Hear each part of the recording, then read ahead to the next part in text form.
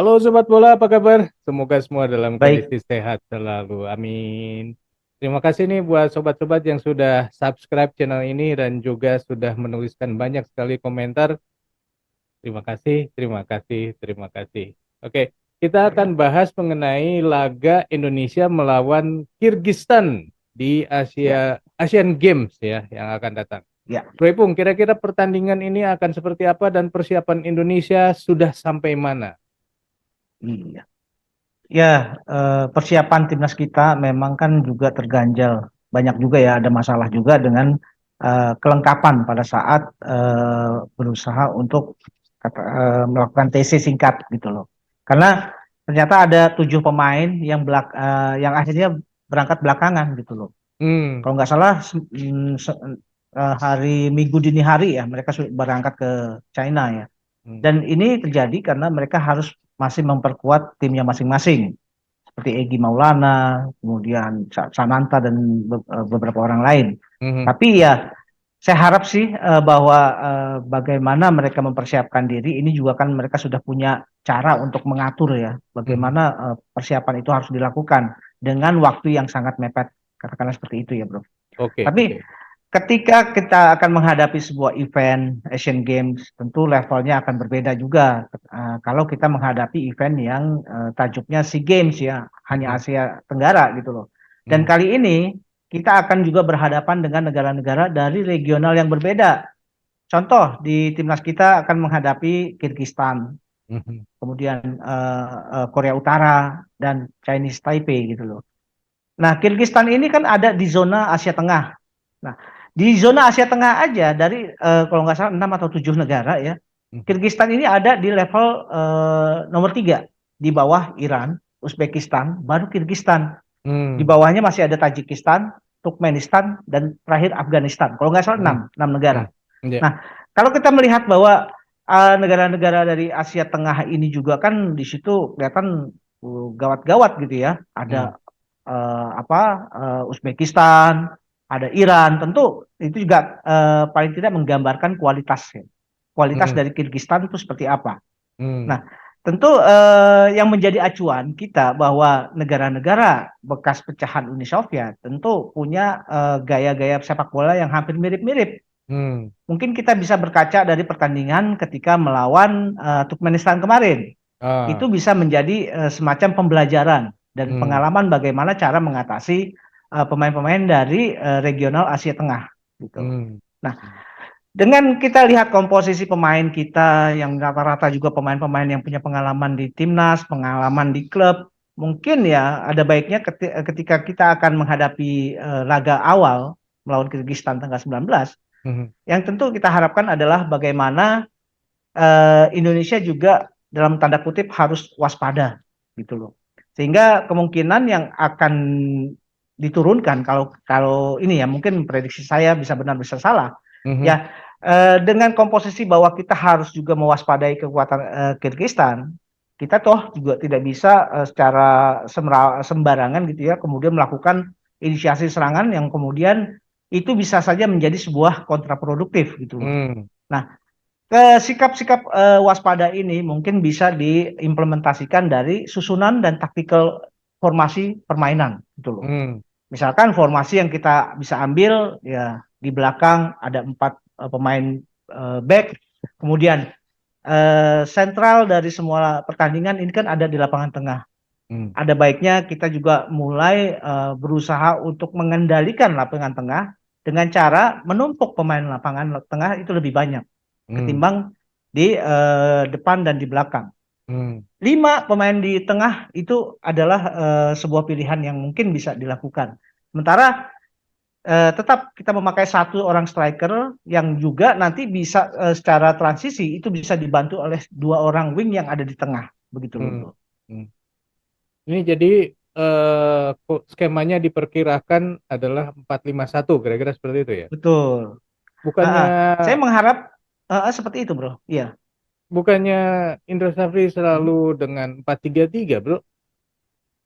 Ya, itu kan tergantung dari lawan. Kita juga, saya yakin sekali bahwa Indra Safri juga bukan coach yang selalu memakai taktik yang itu-itu saja. Artinya Hmm. dia juga mulai bisa berbenah dan juga mulai bisa mengambil banyak referensi dari pertandingan-pertandingan yang pernah dia lakukan. Mhm. Seperti contoh STY. STY juga dari satu pertandingan saja dia bisa bisa melakukan pergantian pola permainan itu bukan cuma skema yang dari awal. Hmm. Misalkan di babak pertama 15 menit awal dia pakai 3-5-2 misalkan. Mhm. Melihat perkembangan permainan, dia melihat bahwa oh ini nggak bisa nih, dia langsung rubah gitu loh. Itu Mhm. juga sangat mungkin dilakukan oleh Indra Safri. Oke. Jadi saya pikir kalau sekarang kita memakai pola 4-5-1 di awal, itu juga kan tergantung dari bagaimana respon dari timnas Kyrgyzstan menghadapi hal yang seperti ini. Bisa saja Mhm. bahwa dalam pertandingan ini pola yang tadinya dipakai 4-5-1 itu berubah bisa perubahan itu dilakukan dengan cara penggantian pemain, Mhm. bisa pola itu berubah dengan merotasi pemain yang ada di tengah posisinya dirotasi. Itu Oh, itu sangat mungkin hal itu dilakukan, Bro. iya, iya. Oke, nah kalau misalnya 4-5-1, kira-kira siapa saja nih yang akan dimainkan? Ya, saya melihat untuk kiper mungkin masih Hernando Ari ya yang akan dipercaya. Kemudian bek kanan itu mungkin akan diambil oleh Bagas Kava, bek kiri mungkin M Haikal. Itu di SEA Games dia juga akan bermain bagus. Sementara di Hmm. tengah itu tetap Rizky Ridho akan menjadi jenderal lapangan. Kemudian Rizky Ridho mungkin akan ditemani kalau nggak Robi Darwis atau Andi Setio sebagai pemain senior. Itu adalah Hmm. 4 pemain di belakang. Hmm. Kemudian di tengah inilah sebetulnya bagaimana kita melakukan transisi permainan itu yang harus paling cepat merespon Hmm. dalam hal membaca permainan lawan gitu loh.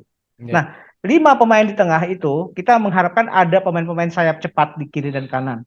Kita harapkan Egy bisa turun di kanan. Bisa juga mungkin ya kalau misalkan Egy dirasa kurang fit, dimasukkan Hugo Samir yang juga bisa bermain Hmm. di sisi kanan.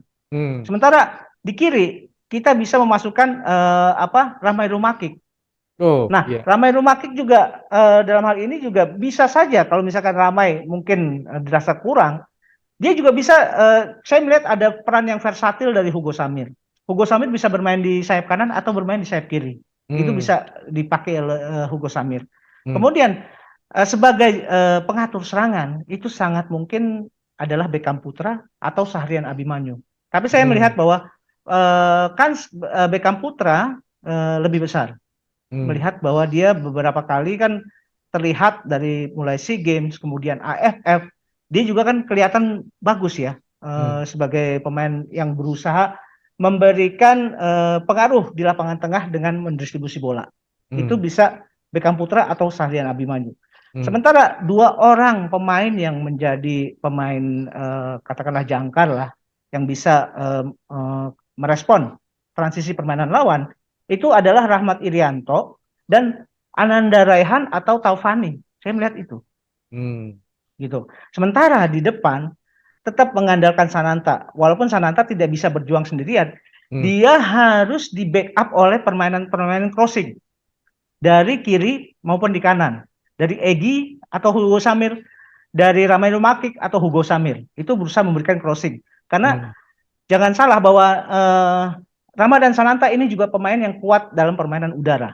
Hmm. Itu. Kemudian di tengah tentu ada pemain-pemain yang bisa memanfaatkan lubang-lubang di tengah, yaitu bisa dimasuki oleh Beckham Putra atau Rahmat Irianto atau Taufani dan atau Ananda Raihan. Seperti itulah, Bro.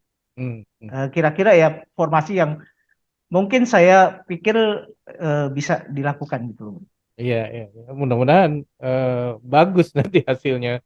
Tapi kalau misalnya seperti tadi ya, skema Hmm, 4-5-1 lawannya Kyrgyzstan, ya, Indonesia bisa menang nggak?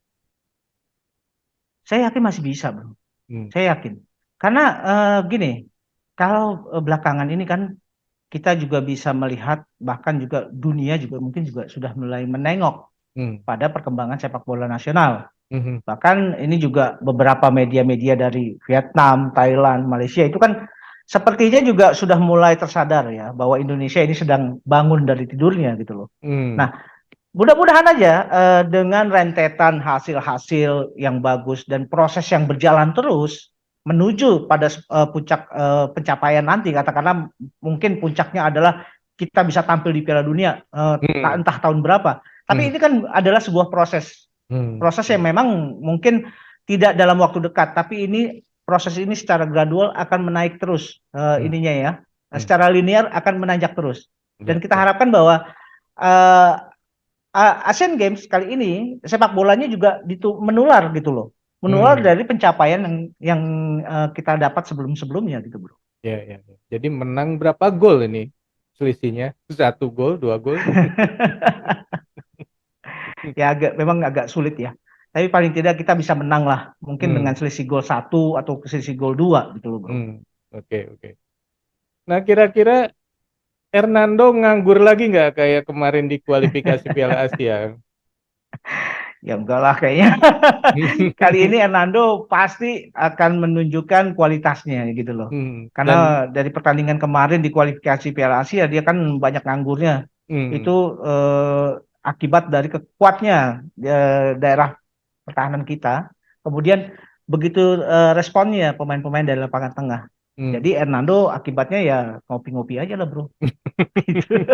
Tapi sekarang kayaknya harus ikut berjuang nih ya. Ya betul. Kali ini Hernando pasti akan diuji bro.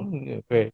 Oke sobat, itulah obrolan kita mengenai kira-kira seperti apa Indonesia akan menghadapi Kirgistan di Asian Games. Ya kalau menurut sobat sendiri kira-kira sama nggak prediksinya? Kalau ada yang beda, kira-kira apa? Silakan tulis di kolom komentar. Sekian dulu obrolan kita lanjut di obrolan yang akan datang. Sampai jumpa. Bye. Thank you bro.